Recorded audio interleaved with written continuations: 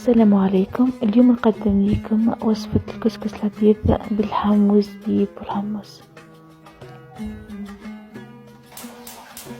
في القدرة نحطو تقريبا كيلو لحم غني، نخلوه يتقلى شوية، نزيدوله 4 مغارف زيت ومغرفة كبيرة زبدة ولا مارجرين.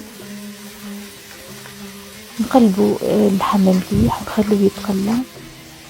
نزيدوله البصل، لازم تكون كمية كبيرة من البصل. نقلبو مليح البصل واللحم ونزيدولهم غرفة ملح،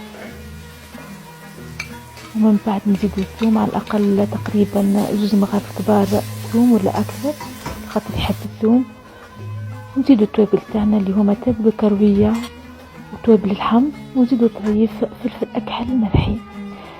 نحركو مليح ونقلبو اللحم والبصل وتوابل بنسور، ونزيدو ليه عود قرفة ونمرقو بالماء سخون ونغلقو على القدرة ونخلوها تطيب.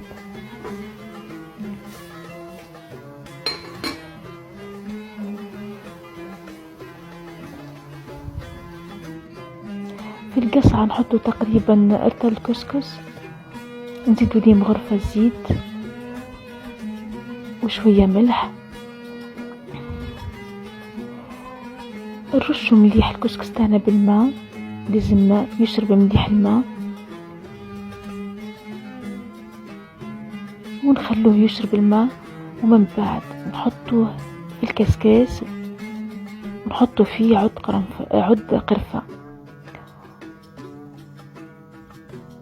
بعد ما يفور نحطوه في القصعة ونرشوه بالماء، نرشوه مليح بالماء ونخلوه حتى يشرب الماء، ومن بعد نعاودو نفوروه مرة ثانية.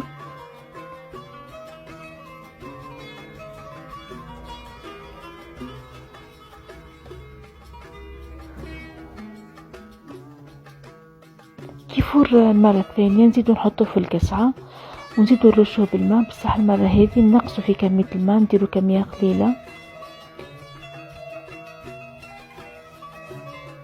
ونعاودو نحطوه في الكسكاس ونخلوه يفور المرة الأخيرة، يعني المرة الثالثة. بعد ما يفور المرة الثالثة نحطوه في القصعة ونسمغوه بالدهان اللي هي الزبدة الطبيعية تاع البقر ولا تاع الغلم، والمرقة نزيدولها الحمص اللي كان طيب مسبقا. نصفوا المرقة بعد ما طاب الحمص ونحط الكسكس في صحن التقديم كما في الفيديو، والمرقة تاعنا كما تشوفوا صافية. وفي الأخير إذا عجبتكم الوصفة ما تنسوش تشجيعي، والسلام عليكم ورحمة الله وبركاته.